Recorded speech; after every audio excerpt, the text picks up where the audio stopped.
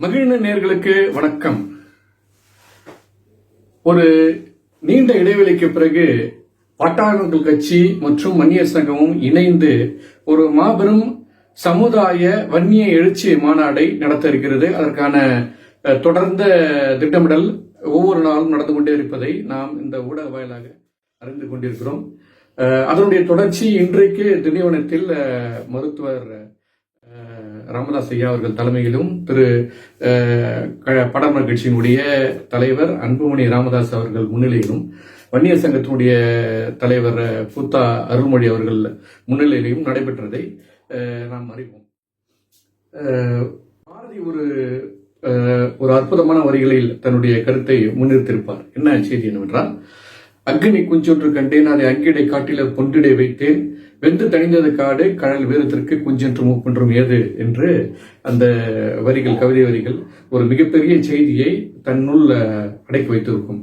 அந்த பாரதி சொன்னதை கருத்து கேட்ப இன்று திண்டிவனத்தில் இருந்து மருத்துவர் ஐயா அவர்கள் எழுப்பிய அந்த இடஒதுக்கீடு எனும் குரல் இன்றைக்கு இந்தியா முழுக்க பரவி தமிழ்நாட்டின் முக்கியமான இடஒதுக்கீடுகளுக்கு முக்கிய காரணமாக இருந்தது பாட்டாளர் கட்சியினுடைய நிறுவனர் மருத்துவர் ராமதாஸ் அவர்களுடைய முன்னெடுப்பு தான் என்பதை இந்த உலகம், தமிழ் சமூகம் அறியும். இதற்கும் பாரதி சொன்ன அக்னி குஞ்சென்று என்ற கவிதைக்கும் என்ன தொடர்பு என்று கேட்டால், ஒவ்வொரு முறையும் தனக்கு வாய்ப்பு கிடைக்கும் போதெல்லாம் இந்த குரலை மருத்துவர் ராமதாஸ் அவர்களும் அவருடைய கட்சியினுடைய இன்றைய தலைவர் மருத்துவர் அன்புமணி ராமதாஸ் அவர்களும் தொடர்ந்து வலியுறுத்துவது இந்த நாட்டுக்கான இடஒதுக்கீடு, இந்த மக்களுக்கான இடஒதுக்கீடு, குறிப்பாக ஜாதிவாரி கணக்கெடுப்பு என்ற கோரிக்கைகள் தான். ஓராண்டுகளுக்கு முன்பாக தமிழகத்தின் தலைநகரான சென்னையில் தியாகராயர் அரங்கில் அன்றைக்கு மருத்துவர் ஐயா அவர்கள் தலைமையில் ஜாதிவாரி கணக்கெடுப்பு ஏன் வேண்டும் என்ற ஒரு பெரிய கருத்தரங்கை ஏற்படுத்தி அதன் வாயிலாக இந்த செய்தி ஊடகங்களுக்கு மக்கள் மத்தியில் இதனுடைய முக்கியத்துவத்தை எடுத்துச் சென்ற கட்சி பாட்டாளர் கட்சி.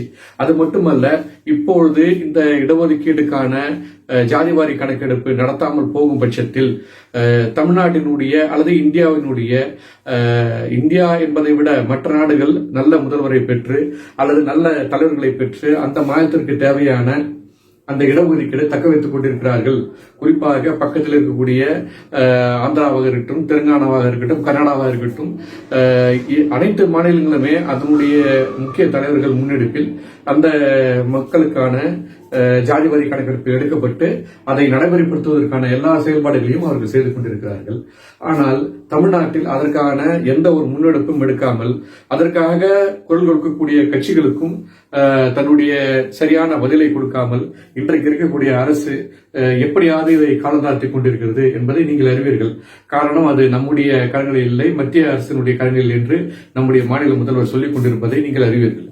ஆனால் ஒவ்வொரு மற்ற மாநிலங்களுடைய முதல்வர்கள் அதுக்கு தன்னுடைய அதிகாரத்தை பயன்படுத்தி அவர்கள் தன்னுடைய மாநில மக்களுக்காக ஜாதிவாரி கணக்கெடுப்பு எடுக்கப்பட்டு அதனுடைய பலாபலன்களை மக்களுக்கு சேரும் வகையில் எல்லா நடவடிக்கைகளையும் அவர்கள் எடுத்துக்கொண்டிருக்கிறார்கள். அதனுடைய தொடர்ச்சி இந்த எழுச்சியினுடைய தொடர்ச்சி, அதாவது பாட்டாளர் கட்சி தொடர்ந்து இடஒதுக்கீடு ஏன் வேண்டும், ஜாதிவாரி கணக்கெடுப்பினுடைய முக்கியத்துவம் என்ன என்று மக்களிடையே பேசப்பட்டதனுடைய விளைவு, அதனுடைய தொடர்ச்சி இன்று எல்லா கட்சியினுடைய, அதாவது குறிப்பாக தமிழ் சமூக தலைவர்களுடைய ஒரு பெரிய எழுச்சியை ஏற்படுத்தி இருப்பதை இன்று நாம் அறிகிறோம். அதற்கு ஒரு பெரிய உதாரணமாக நேற்றுக்கு நாம் தமிழர் கட்சியினுடைய ஒருங்கிணைப்பாளர் திரு சீமான் அவர்கள் தலைமையில் பேர் மணியரசன் அவர்கள் முன்னிலையில் தமிழ் சமூக தலைவர்கள் எல்லாம் ஒன்று சேர்ந்து ஜாதிவாரி கணக்கெடுப்பினுடைய முக்கியத்துவத்தை மிக அற்புதமாக ஒரு பெரும் திரள் கூட்டத்தோடு மக்களிடையே எடுத்து சென்றிருக்கிறார்கள். அவர்களும் போராட தொடங்கிவிட்டார்கள்.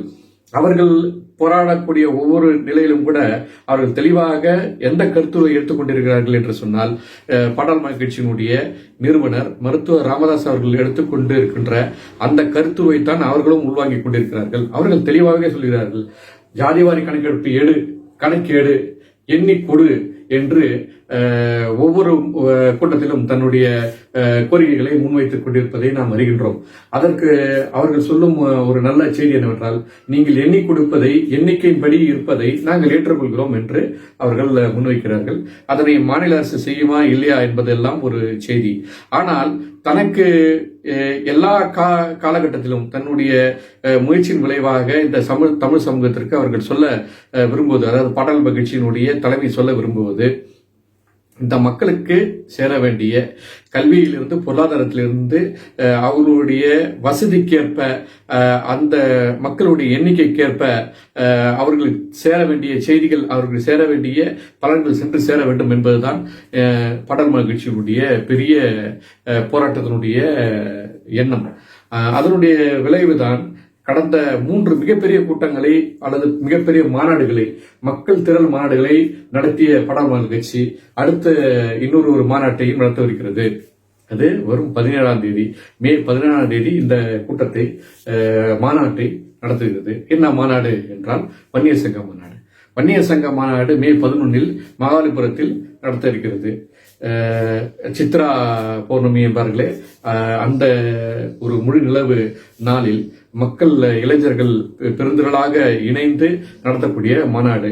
மரக்காணம் கலவரத்திற்கு பின்பாக ஒரு பெரிய இடைவெளி அல்லது ஒரு பெரிய போராட்டம், மருத்துவர் ஐயா மேலெல்லாம் ஒரு மிகப்பெரிய வன்கொடுமை வழக்கெல்லாம் போட்ட இந்த திராவிட அரசுகள் நம்முடைய மாவீரன் குரு போன்றவர்கள் மீதெல்லாம் தொடர்ந்து வழக்குகள் பதிந்து அவர்கள் அதனை சட்ட ரீதியாக போராடி வென்று இன்றைக்கு மக்கள் நலனில் அக்கறை கொண்டு போராடி கொண்டிருக்கிறார்கள்.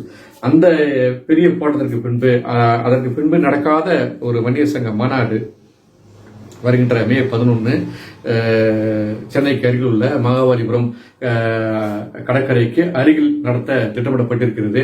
இந்த கூட்டத்தில் அனைத்து சமூகத்தில், அதாவது தமிழ்நாட்டில் உள்ள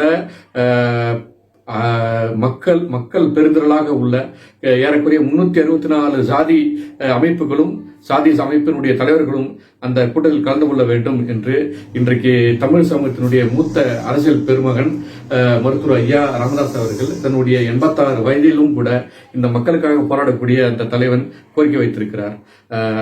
அவர் மேலும் சொல்கிறார், என்னுடைய 45 ஆண்டுகால இந்த தமிழ் சமூகத்துக்கான போராட்டத்தில் இந்த மாநாட்டில் இந்த தமிழ் சமூகத்தினுடைய தலைவர்கள் கலந்து கொள்ள வேண்டும், மற்ற பட்டியலின தலைவர்கள் முக்கியமாக இதில் கலந்து கொள்ள வேண்டும், நீங்களும் இதற்கான போராட்டங்களை முன்னெடுத்து செல்ல வேண்டும், அந்த போராட்டங்களுக்கு வன்னியர் சங்க தலைவர்களும் கண்டிப்பாக வருவார்கள், நாங்களும் அதில் கலந்து கொள்வோம் என்று இந்த தமிழ் சமூகத்துக்கான ஒரு முன்னெடுப்பாக மருத்துவர் ஐயா அவர்கள் இந்த கோரிக்கையை வைத்திருக்கிறார். இன்றைக்கு செய்தியை அவர் விடுத்துள்ள மக்களுக்கான செய்தியில் இந்த மாநாட்டில், வன்னியர் சங்க மாநாட்டில் 364 சங்க அமைப்பினுடைய நிர்வாகிகளும் தமிழ் சமூகத்தினுடைய தலைவர்களும் அனைவருமே ஒன்று சேர்ந்து நமது கோரிக்கையாக ஜாதிவாரி கணக்கெடுப்பை எடுக்க வேண்டும், தமிழ் சமூகங்கள் ஒற்றுமையா இருக்க வேண்டும், இந்த நாட்டையும் இந்த மண்ணையும் தமிழ் மக்களாகிய நம்முடைய தலைவர்கள் தான் ஆட்சி செய்ய வேண்டும், தமிழக மக்களுக்கான தலைவரை நாம் தேர்ந்தெடுக்க வேண்டும் என்று தன்னுடைய கோரிக்கையாக, தன்னுடைய விருப்பமாக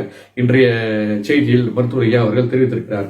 இன்றைக்கு வன்னியர் சங்க தலைவர்கள் ஒன்று கூடி ஒரு மிகப்பெரிய மாநாடாக, மக்கள் திரள் மாநாடாக, அதே நேரம் இன்னொரு செய்தியும் மருத்துவர் ஐயா அவர்கள் இந்த அறிக்கையில் சொல்லியிருக்கிறார். என்னவென்று சொன்னால், அரசு சொல்லுகின்ற வழிகாட்டுதலின்படி, காவல்துறையின் அறிவுறுத்தலின்படி எந்த ஒரு அசம்பாவிதமும், எந்த ஒரு நடக்கக்கூடாத சம்பவமும் நடந்துவிடாத அளவிற்கு மிக எச்சரிக்கையாக அரசினுடைய நற்பெயரை பெறும் வகையில் இந்த மாநாடு நடத்தப்பட வேண்டும் என்று ரொம்ப அறுதியிட்டு வேண்டிக் கொள்ளும் அளவிற்கு இந்த செய்தியை வெளியிட்டிருக்கிறார். காரணம், நம்முடைய எண்ணமெல்லாம் இந்த மாநாடு வெற்றி பெற வேண்டும் என்று அவர் நினைத்துக் கொண்டிருக்கிறார்.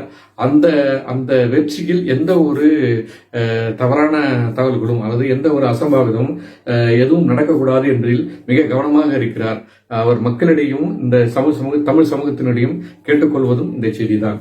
எந்த ஒரு காரணத்தாலும் இந்த எண்ணம், நல்ல எண்ணம் கெட்டுவிடக்கூடாது என்பதுதான். ஒரு மிகப்பெரிய இடைவெளிக்கு பின்பு இந்த தமிழ் சமூகம் எல்லாம் ஒன்று கூடி நடத்தக்கூடிய இந்த மாநாடு ஒரு மாபெரும் வெற்றி மாநாடாக நடக்க வேண்டும் என்பதுதான் இன்றைக்கு மக்களிடையே மருத்துவர் ஐயா அவர்கள் எடுத்து வைக்கின்ற முக்கியமான செய்தி.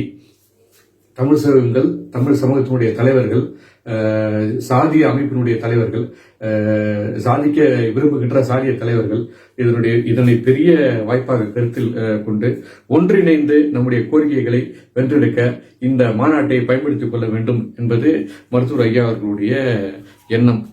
ஆரம்பத்தில் இதெல்லாம் நடக்குமா என்று எண்ணிய போது வெறும் பாட்டாளி கட்சி மட்டுமே இந்த நடவடிக்கைகளுக்கு முன்னெடுத்து பல கூட்டங்களையும், மாநாடுகளையும், கருத்தரங்கங்களையும், போராட்டங்களையும் ஒவ்வொரு மாவட்ட ரீதியாக பல்வேறு மாவட்டங்களுக்கு பாட்டாளி கட்சியினுடைய தலைவர் ஐயா அன்புமணி ராமதாஸ் அவர்கள் தொடர்ந்து தன்னுடைய சொந்த செலவில், கட்சியினுடைய சொந்த செலவில் அங்காங்கு கூட்டங்களை நடத்தி அந்த பகுதியை சார்ந்த சமூக தலைவர்கள் எல்லாம் ஒன்றிணைத்து ஒரு பெருந்திரள் கூட்டமாக நடத்தி அந்த ஜாதிவாரி கணக்கெடுப்பினுடைய முக்கியத்துவத்தை வலியுறுத்தி வந்தார். அதனுடைய தொடர்ச்சி மற்ற தமிழ் அமைப்புகளும் இன்றைக்கு பாட்டாளி கட்சியினுடைய எண்ணங்களுக்கு வலு சேர்த்துக் கொண்டிருக்கின்றன. நாம் தமிழர் கட்சியினுடைய ஒருங்கிணைப்பாளர் ஒரு மிகப்பெரிய ஒரு போராட்டத்தை எடுத்து அந்த போராட்டத்தின் விளைவாக இந்த சாதிவாரி கணக்கு எடுப்பினுடைய முக்கியத்துவத்தை முன்னெடுத்து சென்றிருக்கிறார். மற்ற தலைவர்களும் அவர்களுக்கு துணையாக இருந்திருக்கிறார்கள். அவர்கள் வெட்ட வெளிச்சமாகவே சொல்கிறார்கள், இந்த போராட்டத்துக்கான முக்கிய கரு நாங்கள் எடுத்துக்கொண்டது மருத்துவர் ராமதாஸ் ஐயா அவர்களிடத்தில் இருந்துதான் என்று. எனவே மருத்துவர் ஐயா அவர்களுடைய இந்த எண்ணம் நீடேற விரைவில் ஒன்று கூடுவோம். இந்த மாநாட்டை மிகப்பெரிய மாநாடாக வென்று காட்டுவோம். தமிழ் சமூக அமைப்புகள் எல்லாம் ஒன்று சேர வேண்டும். இந்த தமிழ் குடி வெற்றி பெற வேண்டும்.